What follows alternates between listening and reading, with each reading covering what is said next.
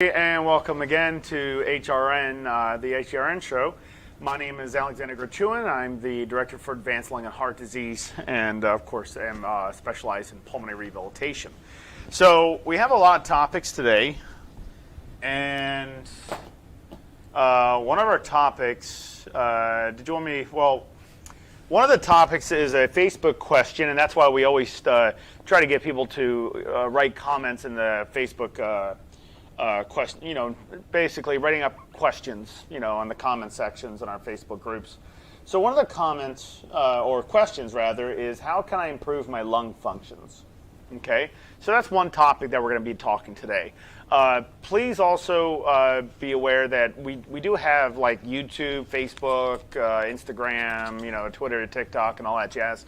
Please subscribe and like those, just because as we're gaining more and more traction and a lot more information of how, what to do and how to do things and stuff like that as we do more activities, it'll just be very good education as well as interactive education where you can interact with the videos itself as I'm show and telling, certain things. So please like and subscribe to our social media groups if you can, please. You can find those links in the description of this live stream. Absolutely. Absolutely. So, as we take it away, we're going to talk about how we can improve our lung functions. So we're going to start with that first. Now, I already have pre-written out something that will kind of help you understand a little bit. So I kind of wrote this out a little bit just to kind of make it as easy as possible to understand how these things work. Okay? So, as I am looking at this board, and I'll make sure John zoom. Oh, you're all good. I'm all good? Okay. As I'm looking at this board, I want to see exactly where's my problem and how do I fix the problem. Okay? And we're pretty zoomed in on this. Everyone can see that? All right, beautiful. So, pulmonary function test. So, pulmonary function test, there's a lot of numbers and a lot of medical jargon on there, a lot of calculations, a lot of volumes, a lot of things can make it seem like it's very difficult to understand it, but it's not that difficult to understand it. What I want you to take away from this is this. When we do a pulmonary function test, and if you've ever done a pulmonary function test, you probably notice that you are either inside of a body box, plus plethysmography examination. So you're either in a body box or you're doing it where they just have a small device, a handheld device, where you breathe in and out at. Okay, so there's two different types of tests. One's they're both can be diagnostic tests, but one of them is not a full-blown pulmonary function test. And what I mean by that, we're talking about nitrogen washout, helium dilution, administering a certain provocational dose to provocate the lungs, to look at how successful a certain medication will work for that person, or seeing if that person has asthma or not. So we're just talking about pulmonary function tests. So you can look at the body box, you can look at the regular handheld one. They all work the same way, except like I said before, the body box is a little bit more sophisticated because you can do a lot more inside the body box when a patient's inside the body box. So on a pulmonary function test, let's say you take somebody, and I'm not mentioning height, okay? I'm not mentioning height because that's not really relevant right now. That's not really that relevant right now, okay? I just want to make this very easy to understand. So when we look at FEV1, that's a forced expiratory volume in 1 second. That's how much air I can get rid of in 1 second, okay? And then forced vital capacity, okay? Everyone should know what the vital capacity is. Vital capacity is the amount of air you can draw into your lungs at any given time, where you breathe in and out fully, okay? Tidal volume, and you might not need to know this, but it's good education.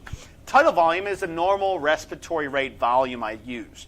Usually that's around 750 milliliters of volume.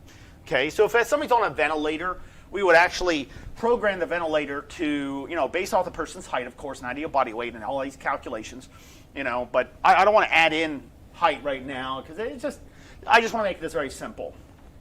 So we put somebody on a ventilator, we put them on a tidal volume of this, pressure support of this and that, and all that jazz. But the takeaway here is the pulmonary function test only measures, I'm going to repeat that, only measures what you can inhale and exhale. It's measuring how much can come in and how much of that gas comes out. Okay? So, it is also understanding that your height, which I said in this case, it's not going to be relevant right now because I'm not going to add that in. Your height, it will give you a predicted amount, like what you should be at. Okay? So, currently, this person, let's say this person, pulmonary function test shows 20%. We're talking about, remember what the topic is. Does everyone remember the topic? The topic is improving lung functions. But we have to understand where the problem's at. You can't just say the lungs. You got to say where at the lungs. You know, say, hey, I have pain. Where in your body you have pain? Oh, my hip or my leg. Okay, that's specific, right? All right. So pulmonary function test, let's say this person on their incentive spirometer can only breathe in 700 milliliters max. Remember what I said total volume is? The regular volume of respiratory rate? Okay, let's say that's 700. All right, that person's max should be a lot higher than 700 milliliters. Okay, their vital capacity should be a lot bigger than that. But anyways, this person on their incentive spirometer is only breathing in, when they breathe in through incentive spirometer, is only getting up to 700 milliliters. So on that pulmonary function test, when they did a pulmonary function test, it shows 20%. Okay, is it showing 20% functional in the whole entire lung? No, it's not doing that. It's measuring what that person can do. And that person should be, let's say, up to 5,000 milliliters on their vital capacity, 4,000, 3,600, whatever the case may be, but let's say 5,000. But the person can only inhale a maximum of 700 milliliters. So it's not a lot, right? Okay. And let's say that functional part where they're breathing in their max is very well diseased. Let's say emphysema, okay? And that's showing 20% functional. So when they get the results, they get the report, it shows an FEV/FEC, let's say 20%. Okay, when it should be way up there, right? Should be way up there. But it's only showing 20%.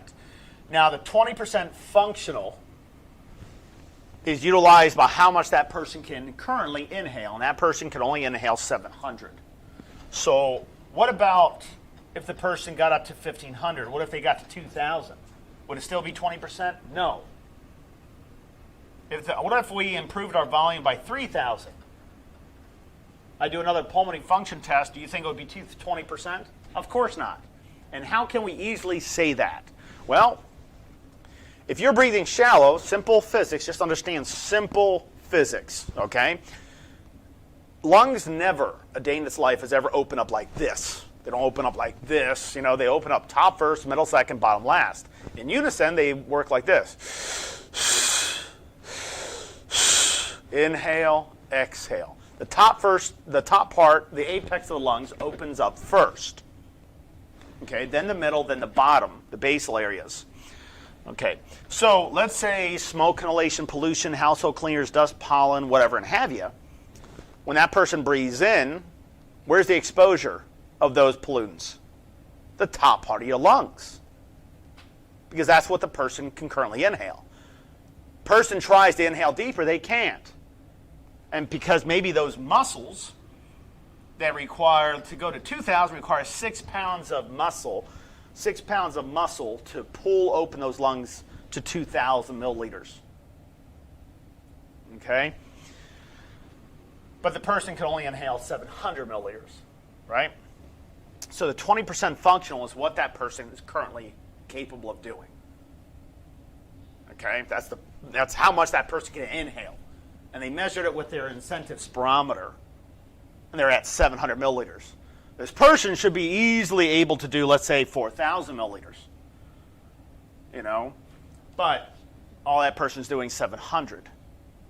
So, what this is telling you is very easy to understand, is that right now the exposure is happening to the top part of the lung. The person can't inhale deeper because the muscles are not strong enough. Okay? So if, let's just say, hypothetically, we strengthen up these bottom intercostal muscles, the muscles in between the ribs, the bottom ones, a little bit more. Okay, if we strengthen those up, then those muscles eventually will get strong enough to actually open up the areas where you couldn't open up before. And you have to think about that. If all the exposure, like smoke inhalation, pollution, household cleaners, whatever, is being exposed to the top part of the lungs, and they're diseased, and they're so advanced they're at 20% functional, which is not very good. That's end stage. But we open up the areas that weren't exposed to those pollutants, that weren't exposed to smoke inhalation, pollution, household cleaners, dust, pollen, whatever. Then how functional are those bottom areas in those lungs if we open those up? They're very high.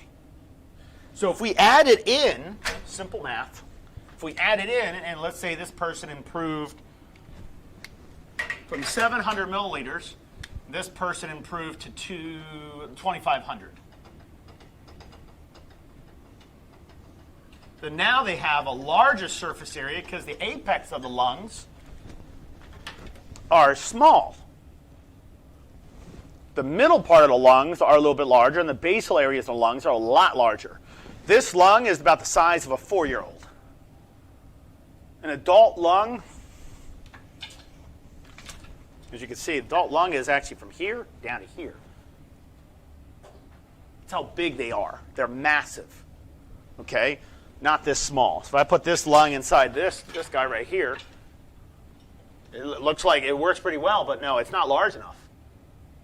Okay, it needs to take up a lot. It has to be a lot larger. If you ever actually look at an actual body that was, let's say, dissected, an autopsy, and a lung was taken out, you'll see that they're very large. They're not small. The lungs are not small. They're big. Why would a vital organ like that be so large? Because it needs respiration, right? It needs oxygen. It needs to get rid of CO2. Okay, for this huge entire body. So, if we improve this person and increase the volumes, we'll eventually also improve the forced vital capacities, right? You'll improve the lung functions. So this person is 20%. After this person improves, and let's say down here they were 80% functional, well, then what? If you add them all up, what does it equal to? You're looking around 70% functional.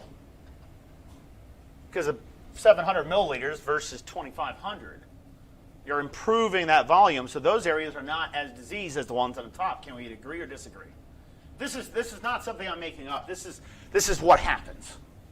Okay? So if up here is 20% and down over here they're better because they're not exposed, but they could be scarred up a little bit, then yes, that person could definitely improve their lung functions. Now, how do we improve those lung functions? Now you understand where the problem's at. Okay? You understand where the problem's at because all you would have to do is grab your incentive spirometer and measure what is your max. Okay, your predicted volumes, you want to look at 65. It's 65. Let me draw a line so it's easier to see. 65 milliliters per kilogram of ideal body weight. So if let's say you're me, you're 6 foot tall. What's the ideal body weight off somebody 6 foot tall is 180 pounds. Well, that's in pounds. I convert it to kilograms. So 180 divided by 2.2 to convert it into kilograms would be 81.8. And then you would round up and say 82. Well, then 82 times 65. So 82 times 65 equals 5,330. Okay, not 4,000, not 5, but a little bit more than that. If somebody's like a lot shorter, let's say 5'5", then we're looking at 3,600 milliliters as their max. But currently, that person is only doing 700 milliliters. Well, that person's easily rehabilitatable. Okay, now let's take another person. Let's say this person can max out at their max, meaning they're at 3,500, let's say 3,500 milliliters, okay?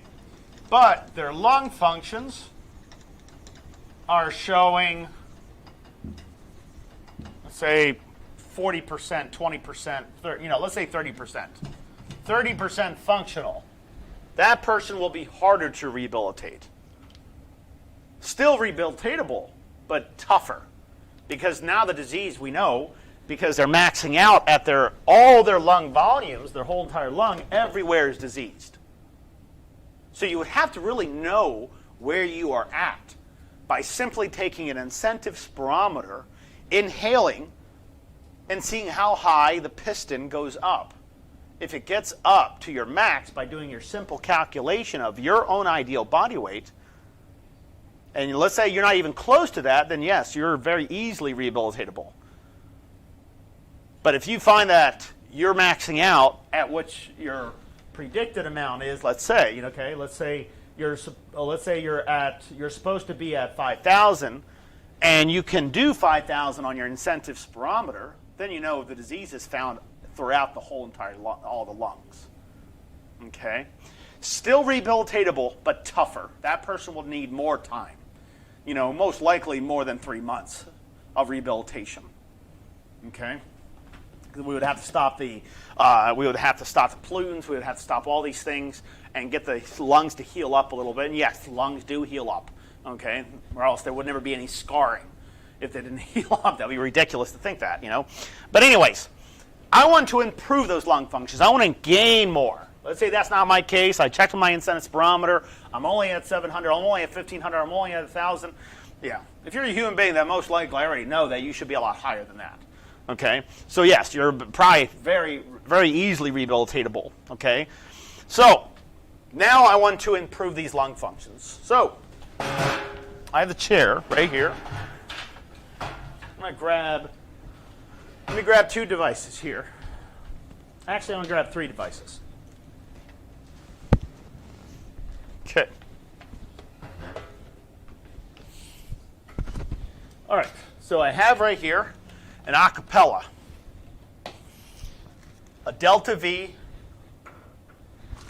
a therapy bands, okay? And I did bring an incentive spirometer just in case, and here's another incentive spirometer. Okay. Now, let's say, can I improve my lung functions with this? It could, but it's not the best one. Flutter valves are not the best one to improve lung functions per se. They can improve it, but not radical. Okay?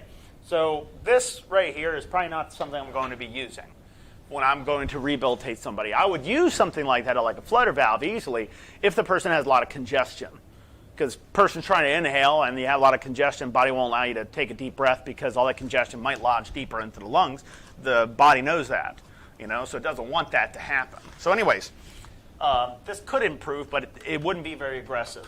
This device right here would be the most aggressive, meaning most beneficial, I don't mean that in a negative way. I mean that in a positive way.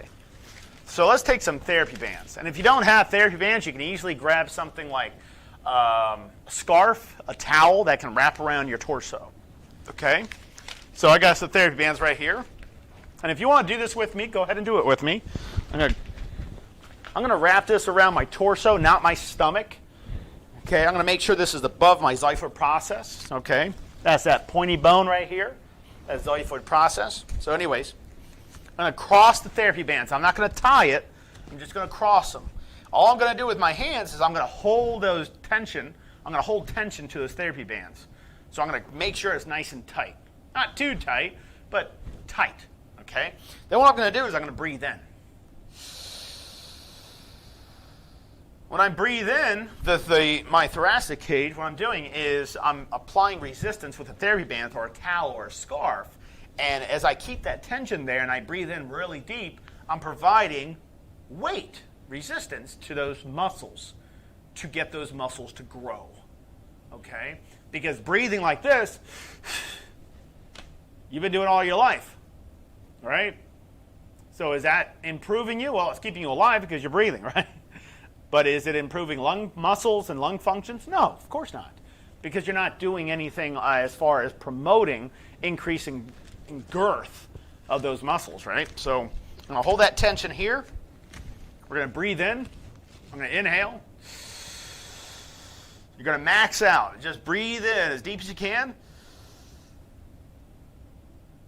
And exhale. And I'm going to breathe in again.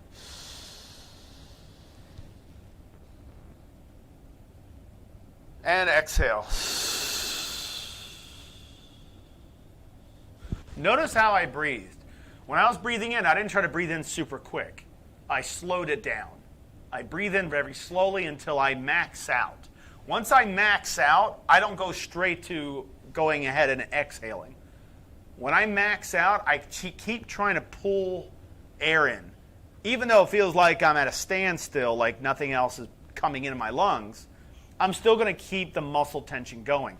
Because if I did this instead, which I've seen a lot of people do, if I see this instead, that's why video communication systems are very important for our program, because we want to see the technique. We want to make sure you're doing it right? So if I did this instead, and let's say my volume is at 700 milliliters, I'm trying to improve that. All I'm doing is reaching my max, exhaling from my max, inhaling to my max, exhaling from there. I'm not going to gain and improve my lung functions if I do that. What I want to do is when I inhale to my deepest, and I see this mistake where if somebody does this, they'll hold their breath. And if you hold your breath, what are you doing? You're just closing your glottis up, and you're just relaxing all the muscles. There's no tension there. The muscles aren't tense, right? Because I'm not providing constant. I'm not providing a constant muscle, a constant muscle contraction. Like right now there's no weight on my hand, and if I put some weight on my hand and I start curling it, I'm going to build muscle, right? But let's say I lifted it some, relaxed it, even though I'm still holding it in my hand, I relaxed it, no muscle's going to build. So I want to keep the muscle tension, bicep, to be constant, keeping the weight there, right? Doing my exercises. Okay. So when it comes to these muscles, it's still a muscle. I'm inhaling. Keep adding, keep adding. It feels like I can't do any more, but I'm going to keep doing that for another 2-3 seconds.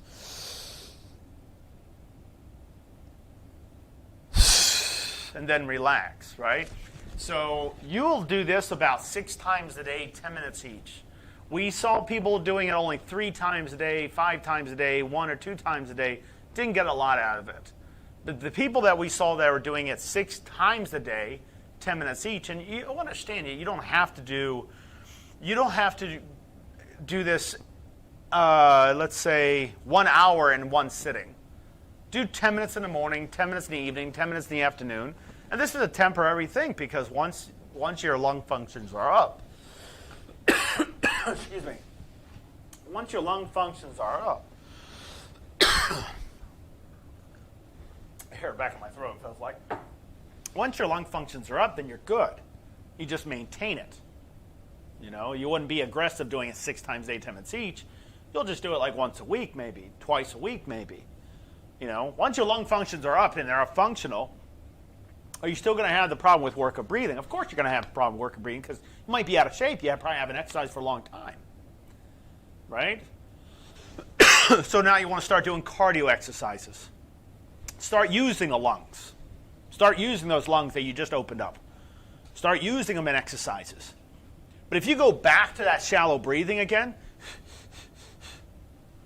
you're just using let's say it was like this, 20% functional. You're just using the 20% functional part of your lungs by breathing that shallow. If you get to the good areas of your lungs that are more functional, you're going to get a lot more oxygen coming into your body. It's not rocket science. If the top part of my lungs, and it's only functional 20% functional, okay, how much oxygen from the air makes it to my blood without any disease? 4 to 6%. 4 to 6%. Okay? 4 to 6%. Not 20%, not 30%, 4 to 6%. Okay? Now, If it's 4 to 6%, then I'm only, and my top of my lungs are only functional 20%, then I'm going to do 20% of the 4 to 6%. Okay? Not a lot, is there? Okay. Another reason why CO2 isn't coming out as easily and oxygen is not coming in as easily, and needless to say, I also have some, let's say I have emphysema, I have chronic bronchitis, I have, cystic fibrosis, bronchiectasis, I have, asthma, Even though I have all those things, and they're causing an obstruction, I might have to tweak my therapy a little bit. That's why pulmonary rehab is a science. You have to go to school to graduate, and you got to pass all these tests for you to become a clinician. That's why it's not like something I can just jump onto YouTube, and no offense, but it's not like something I can just jump onto something and hopefully this one thing I just learned today on YouTube will be my complete pill, where I take it and I don't need it ever again. When we talk about therapy, something being therapeutic, we're talking about something that is going to be in your daily routine, maybe your weekly routine. It has to be therapeutic. 1 or 2 times a day won't do it. If I go onto a bike and I work out for 1 minute, jump off, and not do it till next week, that's not going to benefit me because I'm not adding that in really. I'm just creating a nuisance. I'm like I got to jump on that bike. I'll only do it for 1 minute. It's fine. I'm good. That's not going to be therapeutic. You want it for something to be on a daily routine, if not more often than just 1 time a week for it to be therapeutic. So doing it 1 or 2 times is not going to work out. You want to do it a little bit more often for it to be therapeutic. A lot of times like these medications. A lot of these medications, let's say Wellbutrin. And let's say your doctor prescribed you Wellbutrin, and so you start taking these pills, and it's 150 milligrams Wellbutrin. It's an antidepressant, and you expect it to work as soon as you take the pill. No, it doesn't work that way. It never works that way. You have to develop a therapeutic blood level for it to work. That takes how long? Does anybody want to guess?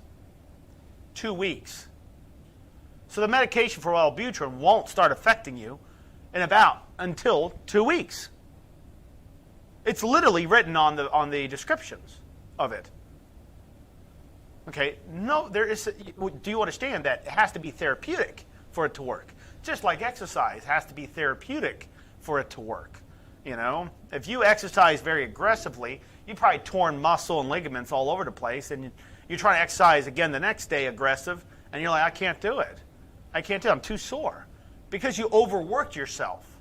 When you're starting an exercise routine, never go gun-ho at first. Start slow. Make yourself hungry for that exercise. And how you do that is not trying to develop a horrible mentality of I hate exercising, but simply doing something like where you can do 5 minutes on a bike, do it for 1 minute. Yeah, but I could do more. Yes, I know that. You know that. But do it for 1 minute and call it quits. The next day, do it for 2 minutes. Next day after that, do it for 3 minutes.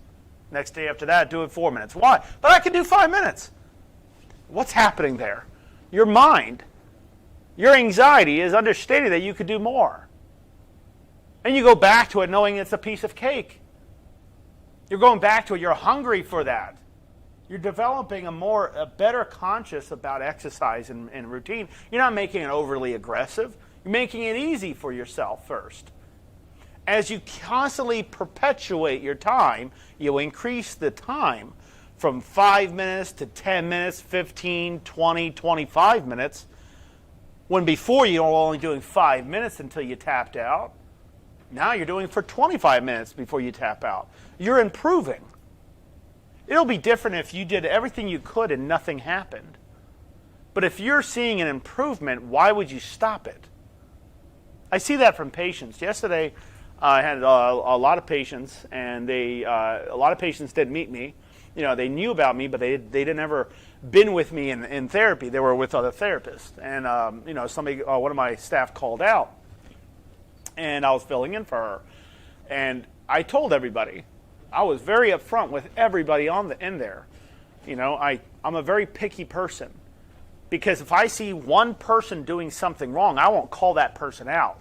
I'll just keep having the class do it Without that person being subjected to being spotlighted, I'm just going to have everyone keep doing it until I see everybody doing it right before we move on to the next subject. I'd rather you do things the right way than constantly thinking that I'm always doing it. You're thinking that I'm doing it the right way because no one's saying anything. No, I'm going to say something if I see something's wrong. And I did that. And they were like, why are we on the same subject? But you mastered it.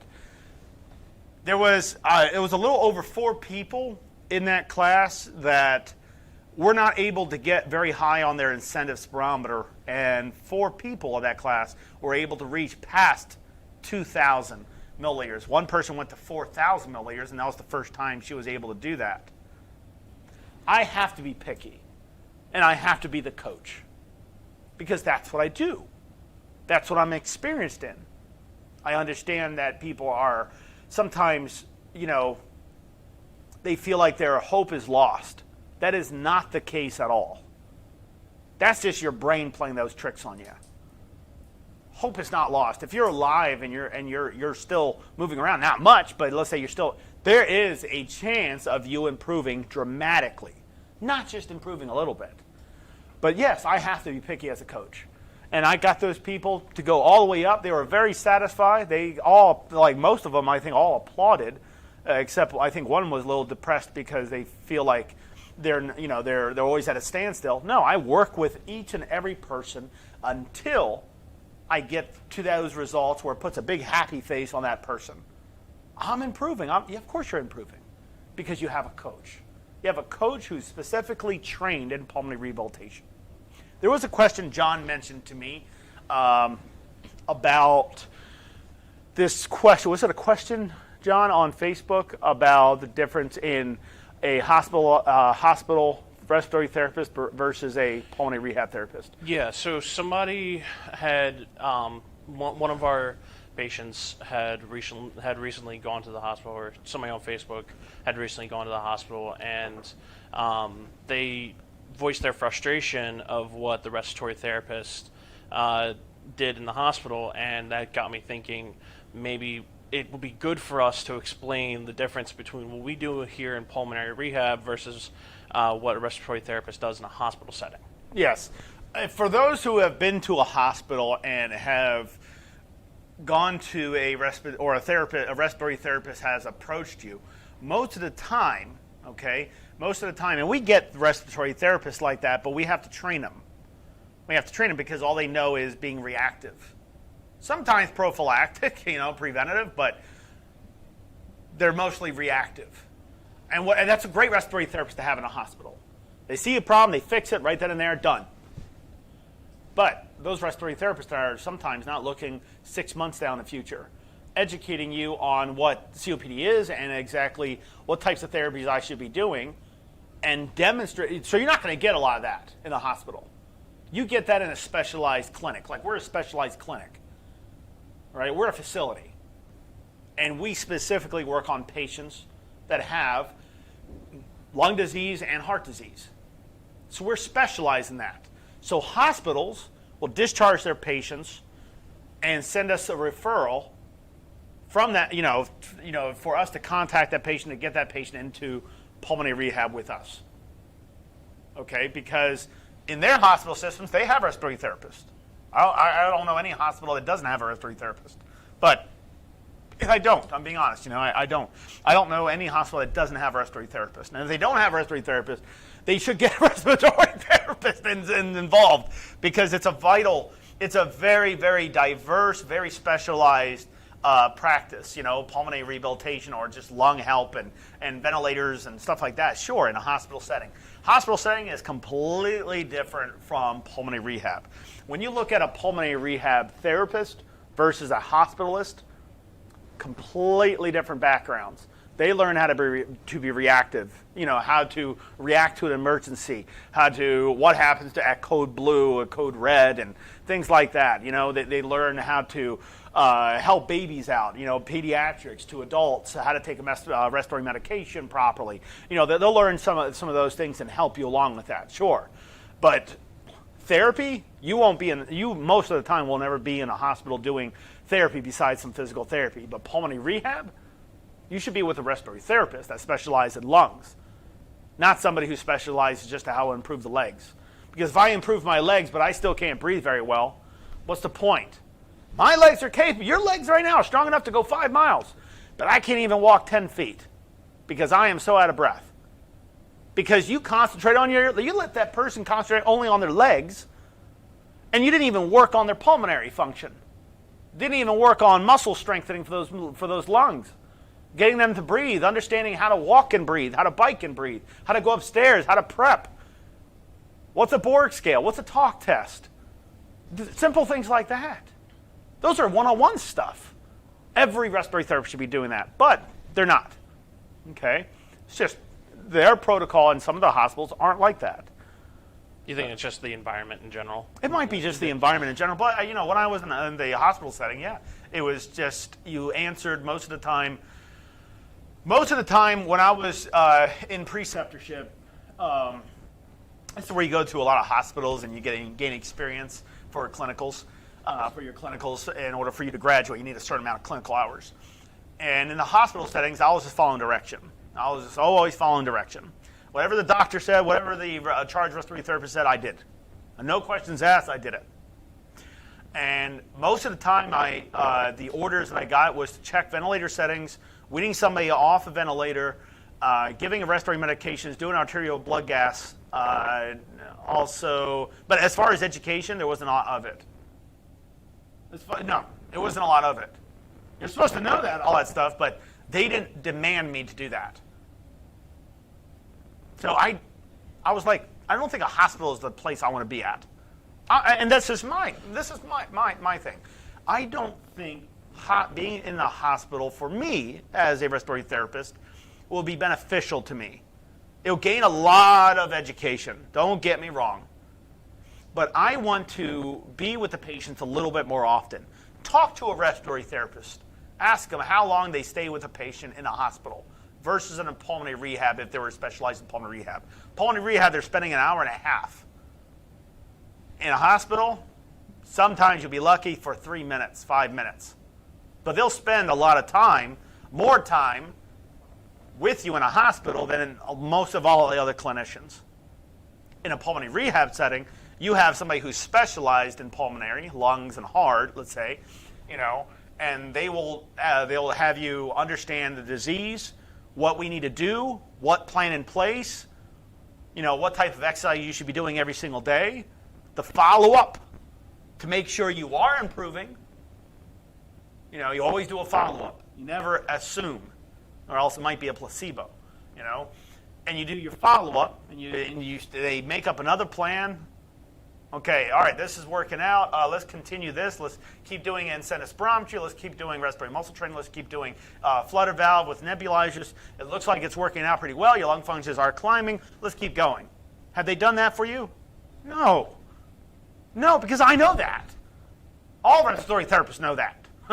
It's one-on-one stuff, And that's just simply because it's the environment of the hospital setting versus a rehab setting. Yeah, we're not putting down hospitals at all. Yeah, it's just that there's, you look at a reactive doctor in, let's say just graduated, went into the hospital, they graduated, they did all their clinicals and everything, and they're starting their job. Okay, doctors don't learn therapy. What does a doctor do inside school? They learn about what? Procedures. They learn about what? Medicine. Therapy? Hey, doc, what type of therapy would you think would be best for my lungs? You probably need to go to pulmonary rehab. That's their answer. They should be their answer. If their answer is, let's say, I'm not putting anybody down, but if their answer is, hey, take this medication, let's see what happens, maybe they're studying you. Maybe that's what they're doing. They're studying you. But if you're finding that you're staying the same or you're just getting worse, that might not be the right therapy for you. You want to go to somebody specialized. A lot of doctors, especially even my primary doctor, if I needed an x-ray, he can do it. If I needed something done, he can do it. But as soon as I bring up, I have this heart problem, or let's say I have this skin problem, I have this mole, I have this lung problem or something, he'll say, okay, I'm gonna refer you to Doctor, so and so. And I'm like, why? You say, well, because that's a pulmonologist, or that's a cardiologist, that's an endocrinologist, that's a, whatever, that's that. It's a specialist. We are specialists. We are paid to do pulmonary rehab. And I think people get frustrated in the hospital setting in that sense because it's the same name. Respiratory therapist is the same name, whether it's in the hospital, whether it's here in a pulmonary rehab facility. Oh yeah, absolutely. It's the same name. There's nothing different about it. But it's people, but people think, oh, you do the same thing. Yeah. No, they don't have they don't have the time to do what we do because they're in a hospital. They're being reactive. How many patients does a respiratory therapist see in a hospital per hour? Just to do that. Hundreds? Was there any comments on that, by the way? Because I see some people commenting. No, we have different questions. Different questions? I just want to clarify. No, definitely. This. If you have questions about this, or maybe you yourself went to a hospital and you saw a respiratory therapist in there, what do they do for you? Yeah, we're not putting anybody down. We know it. Yeah. So we're just giving out. We're just projecting our truth. Of the reality in life. Even though it's the same name, they don't have the time because they see hundreds of patients in an hour, whereas we see 25 per hour because we're focusing on that rehab, whereas they're focusing on fixing the immediate issue. Yeah. Like one respiratory therapists in a hospital have like 15 patients they have to see. And those 15 patients, and they have 4 hours to see them. And that's sometimes reality. Somebody's shift is like, all right, I have to be on the top floor. I have, these rooms I have to go see. This person has ventilator. This person has trach. I need to do a trach change. They're not doing pulmonary rehab. They're fixing to maintain nursing the problem, which is fantastic. But you're looking at pulmonary rehab, and you take one respiratory therapist that was in a doctor's office, or maybe that was in a hospital, and you try to get them to do pulmonary rehab. They'll try their best, I'm sure, but they'll have no clue on what to do. Because if you look at even Egan's fundamentals, and this is a textbook that I had to study very carefully when I went to school. I studied the whole textbook. As you can see, there's a lot of pages with a lot of notes and everything. So in this, if I open it up and looked at pulmonary rehab, all I'm going to see is the importance of pulmonary rehab. I won't see therapies that I should implement, doing this, doing that, nothing like that. And you won't have pages of pulmonary diseases, interstitial, and it's almost like trying to find a needle in a haystack, but you just have to look at the index. But looking at pulmonary rehab, it's like you have like a page or a snippet or a paragraph on pulmonary rehabilitation, why it's beneficial. It's the education's not there. Yeah, I mean and why is that? It's always on the job training. Always on the job training. So when a student, or let's say the respiratory therapist that graduated, goes to a hospital, they'll learn their protocol and how they do that job from the hospital. Okay? And let's say that hospital is doing, X, Y, and Z, and for, respiratory care, they're just learning respiratory care stuff. And well, that's great, but are they learning pulmonary rehab? And let's say they went to a hospital that did pulmonary rehab, but all they found was they're seeing the physical therapist more often while the respiratory therapist just comes in and checks pulse oximetry and gives them a respiratory medication. That's not pulmonary rehab. That's never pulmonary rehab. Yeah. You're not doing anything to help these people. And I even mentioned with my staff yesterday, I got loud yesterday. I got loud because these people, some of these people don't understand that this is a progressive disease. And you keep waiting and waiting and waiting. And I said, look, these people are just confused. Some of these people are confused. They need that help. You got to call them up. Got to find out what's going on. Like one person in my class, and everyone applauded me except, this one person said I was a little bit too mean. And I called the person up and I was just, how was I mean? I just wanted to understand how was I mean. Wasn't argumentative or anything. I just would like to understand how was I mean. And I was trying to express, I said, I'm a coach. You're laying down in a recliner and you're falling asleep. How is that going to benefit you? How is that going to show the group as an exemplar of what, that's a star pupil type of thing? There are people like that, but I have to get them out of that seat, sitting up straight and doing therapy instead of sleeping. Yeah. And I had to pull that person out of my class and give that person a call. The person was very upset. He's like, you should never pull me out of the class. I says, I'm not trying to disrespect you, but your safety is my concern. And if you have chairs, like you have a chair that has a wheel underneath of it, and you get up too quickly, the chair rolls out underneath you. You try to sit down, and you fall down on the floor. You might injure yourself. I can't have that happen. I have to be the coach. I have to be strict. I'm not going to give anybody any give at all. But I do understand, and from a patient perspective, that a lot of patients that come into a pulmonary rehab program, they're scared. They're hoping this works. I'm like, of course it works. If you do it, of course you benefit. And as soon as they start seeing themselves, like I got from Amanda Nipper, our staff. She approached me today, and you know what? Hold on one second. Could you hold on one second? I'm going to see if I can grab her really quick. Okay. One second. We'll be... Amanda?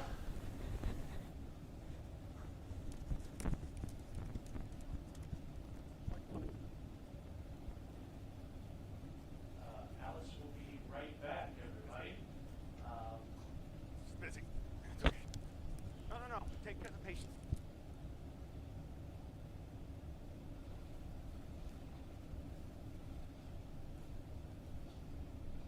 I wanted to grab Amanda, but she's busy with patients. But she came to me.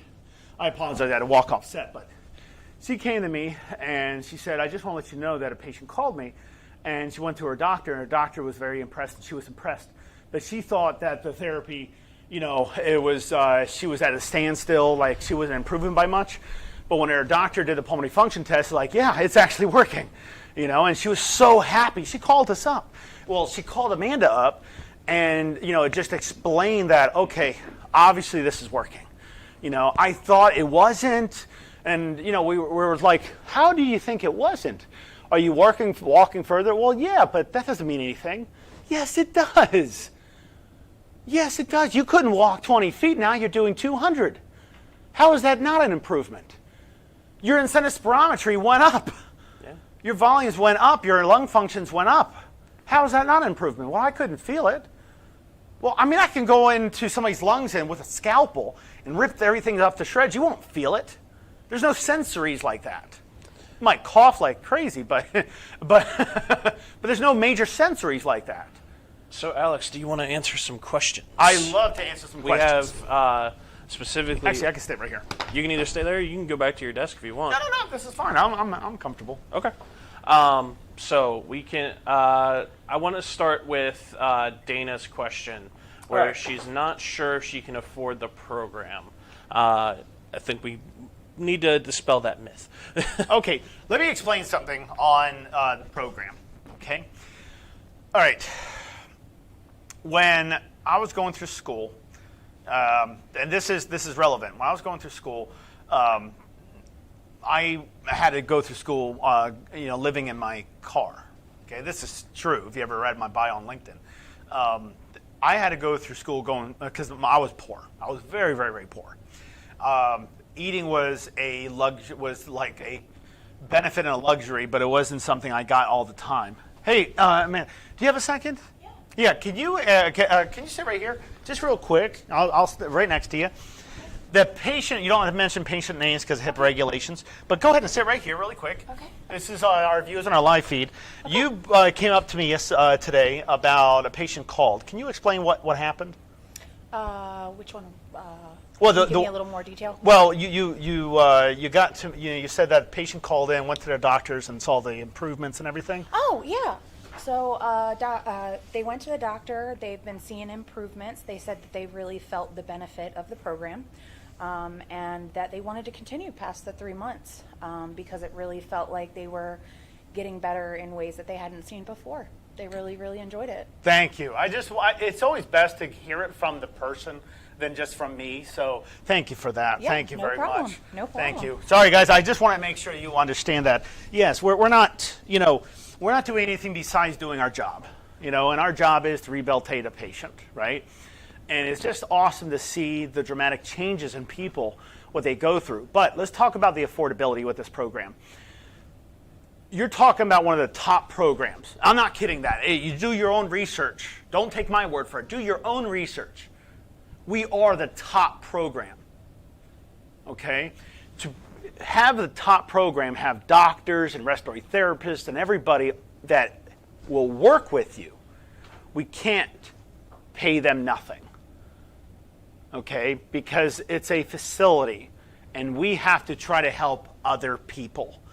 And in order to help other people, I'm sorry to say, but it takes money to do that. Because we have to spend money, and those insurance companies, they pay us. So if you are going to use insurance, most of the time, like let's say you have Medicare, and let's say you had a supplemental, usually you're always covered, 100%. Okay, there's no other thing.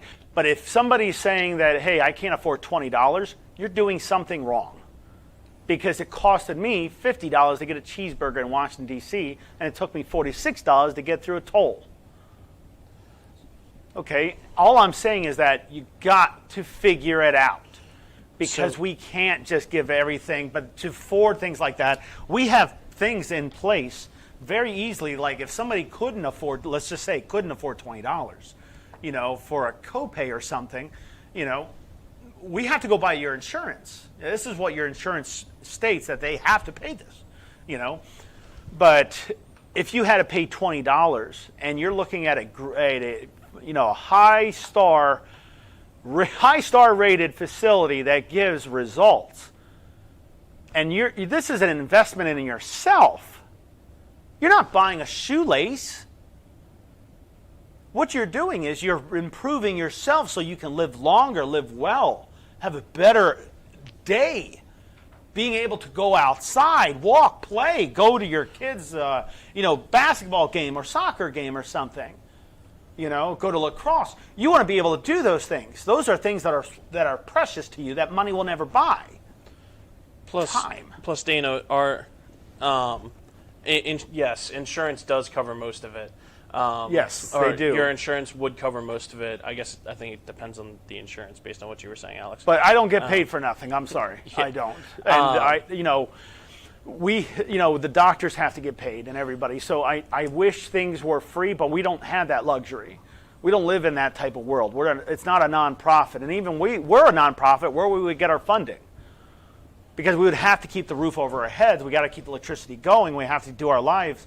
We have to do our therapies and everything. We have to pay those bills. But I'll tell you what, Dana. I'm going to put the phone number for our office. Because what they'll do, John, just before you finish out, what they'll do is, let's say you couldn't do $20, okay, which is not a lot of money considering how much an actual program is inside of an inpatient. Look up inpatient for a 4-star facility, how much it will cost. $276 average per day. Per day. That's $21,000 on average per month. That's reality. But that's health care. That's health care. If it was up to me, I would wish tax dollars would pay for all health care and health care would be free, but it's not. But that's the reality we live in the United States. We got to pay for this health care. Out of our own pocket sometimes, but insurance, that's why we have insurance. But if you couldn't do $20, they would put you on a payment plan and you would just pay it afterwards, and you would pay maybe $1, $2, $5 or something every so often until it's paid out. So they can work with you, but I'm sorry, I can't. I understand, the frustrations, but you're talking about, a little bit of money for an investment that's fixing your life. You're not buying a vehicle. You're not buying something else. You're investing in yourself or your own health. If you go to a gym, you're paying X amount of dollars to go to the gym to help you, right? and that's still funds you have to pay out of your own pocket. And that's not even insurance approved, right? Of course not. It's a membership. Okay, this program is not necessarily a membership besides like Mind You Lungs, and that's only like $39 a month. I mean, that's a lot better than paying $21,000. So you have to pick your battles on that. And I want to get you in the program, but the best thing you could do is go into orientation. Yeah. Let me figure it out for you. Let me help you out. Yeah, just give us a call. Orientation is free. Exactly. We're not going to leave you alone. It's every Tuesday and Thursday at 2 o'clock? Yeah. We find that people that can't afford the program, we go into Mind You Lungs, and we tell them, all right, just do this membership, and then you'll see me every single week doing a follow-up. There you go. Yeah. And it can be a Zoom follow-up where I can see you. I can see if what you're doing is correct. Show me a technique. What'd you learn in level 1? I could do all that. The power is in your hands. You just have to move your hand and click on the right thing. That's all. So I'm gonna go ahead and put the our office phone number in the comment section. Yeah. Just go ahead and give us a call. Literally, you can call, and extension 70 will take you to Brianna, who is who is in charge of. She's a patient coordinator. Yeah, in charge of that department. So literally, you can just talk to Brianna, and she'll take care of you. All right. What's the next question? So next question. Actually, this is a comment from Marty from YouTube. Hi, Marty.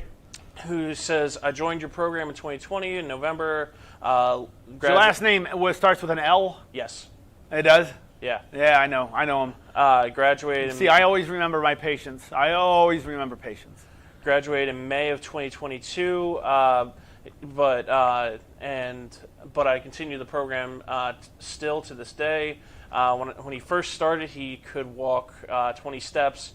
Now he can walk at least 4 miles every day.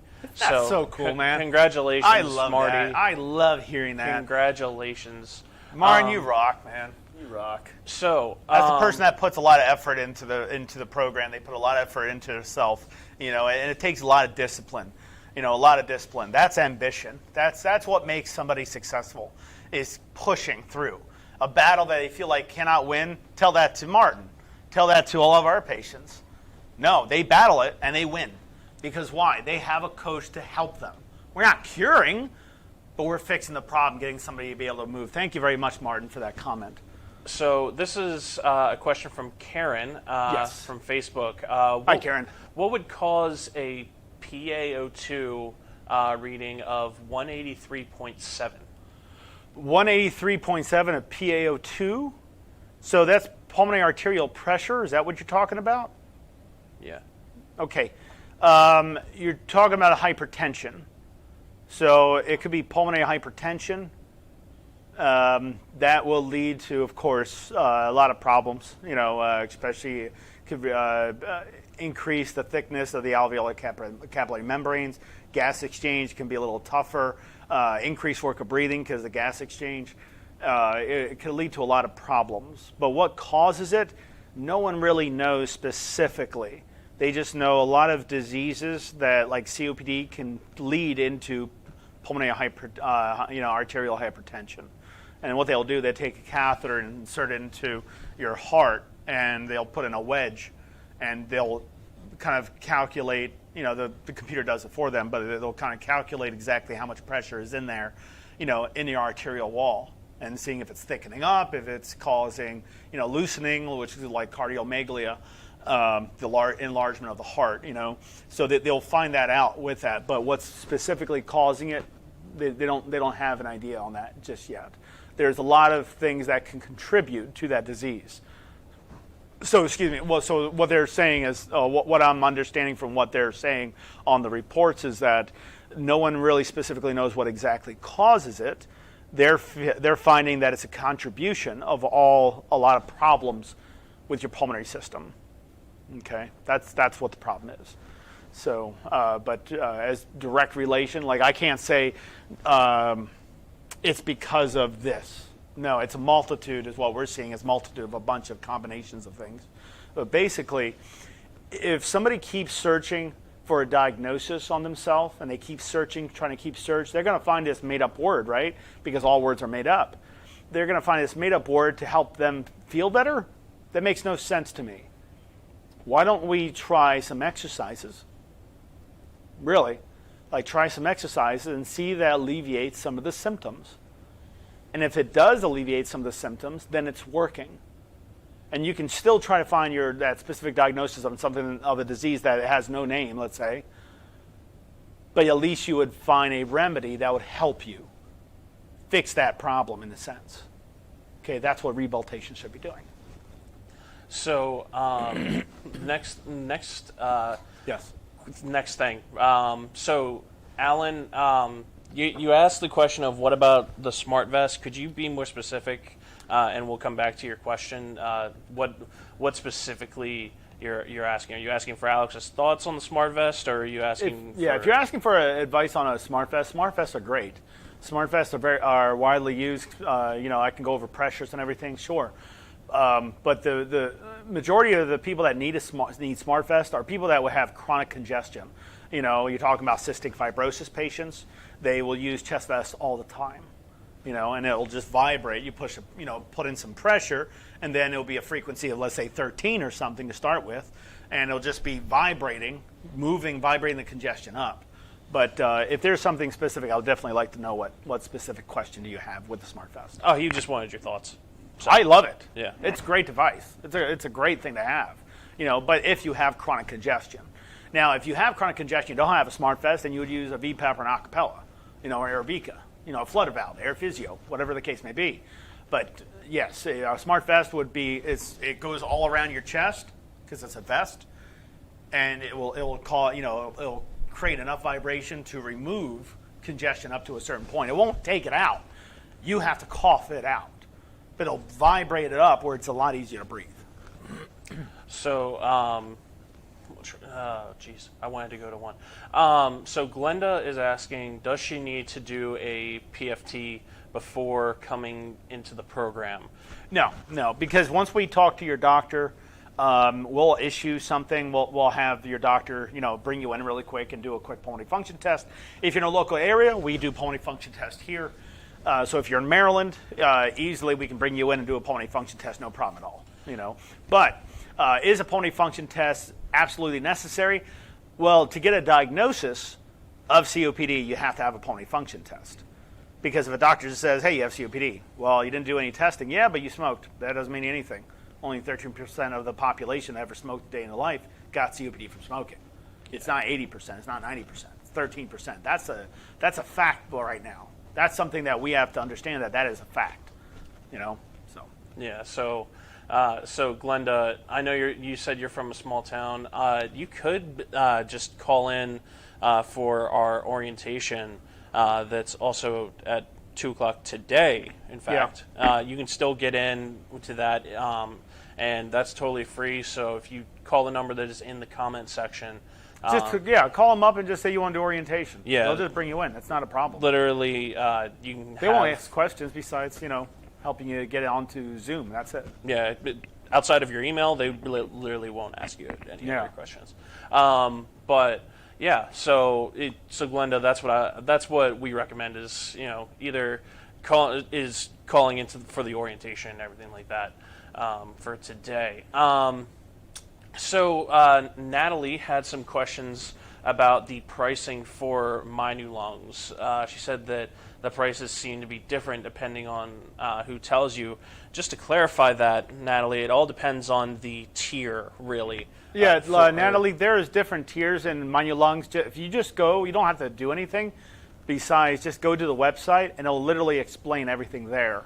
Yeah, we have the platinum tier. We have... the platinum one is the highest level. Yeah. Okay, what that means is that if you sign up for, let's say on My New Lungs for the regular therapy, then you're doing the pre-recorded videos that we cater and that we do over here for those videos, right? So you can participate and interact with. The platinum one is where you would have a respiratory therapist like me, and you would communicate with me on any types of discussion. You would communicate with me often about, at least minimum once a week. But I would follow up with you every single week, making sure that you're going the right direction and making sure you're always improving. If you have questions about your respiratory medications your doctors gave you, I'll go over that. Anything and everything. It's like having a respiratory therapist in your back pocket. And I get, if I had my phone with me, if I can easily show you my phone, but without looking at patients' names and numbers. But I get text, and I allow my patients to text me anytime, even at 2 o'clock in the morning if they're having a bad day. I would like to know about it and what I can do to help them, maybe stress management, maybe some yoga exercises, stuff like that, But it's a higher tier. It's a higher price. I think it's $89. But just go on to mindyoulungs.com and just look at it. If you have questions about it, I'm here. We're here every single day almost, besides Saturday and Sunday, But yes, we're here. So there's also the Master Pass, which gives you access to all the courses, and then there's the HRN patients only 90-day program. And you have to understand there are thousands and thousands of people on Mind You Lungs. Yeah. There are thousands and thousands and thousands of people on Mind You Lungs. So you have to understand that all those people are doing it and they're not leaving it. Obviously, it's working out for them because that's what we do. We make sure that the program works before it ever becomes out and published. But yes, the program works in Mind Your Lungs just like HRN is a higher level.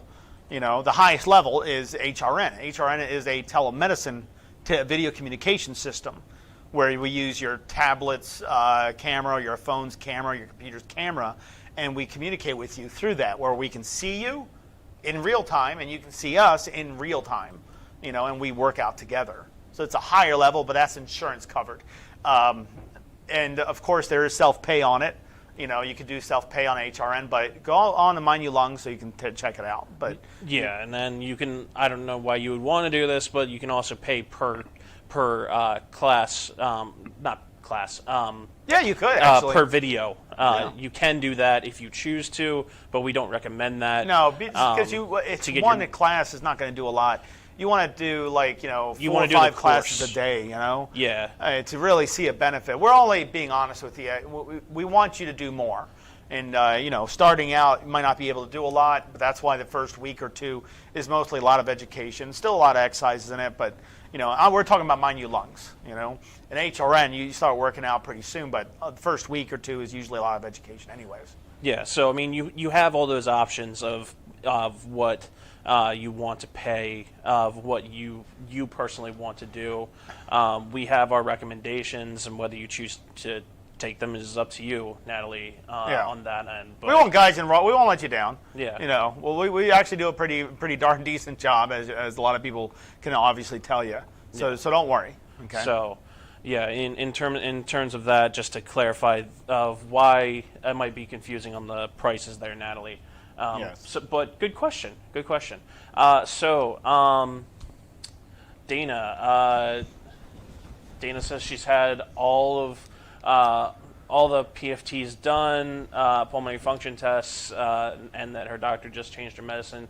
Dana, I don't know if you're in the program, but just give us a call up if you're not. Yeah, if you got all that, you should be ready to start then. Yeah, there should be no reason. Yeah, so go ahead and give us a call. The number is in the comment section above.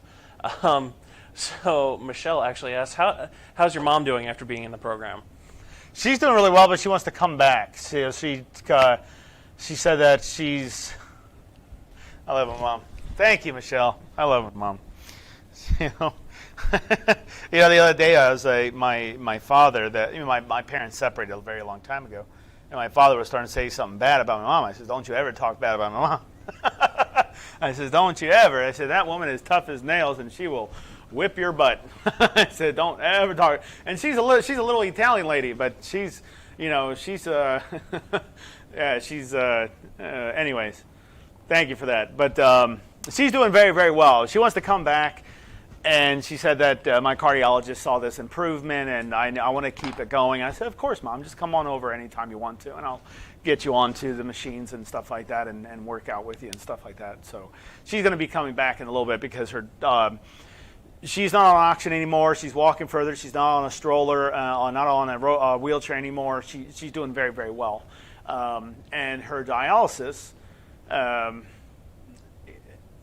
which it was kind of surprising, which I don't think it's the result of us, I want to say, because I don't think it is.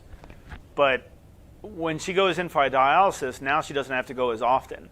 And they're seeing a huge improvement, of how functional her kidneys are.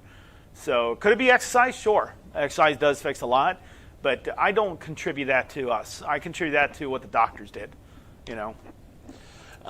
So, Alex, before we wrap things up, do you want to tell everyone about the Delta V and minor lungs and where they can find us on Facebook? Yeah. So the Delta V, remember what the Delta V is? You go to deltav.rehab. Okay. Don't put a .com. It's just called Delta V. Just put, go on Google or, go onto the URL browser and just type in deltav.rehab. Don't put anything else at the end. It'll take you right to the website.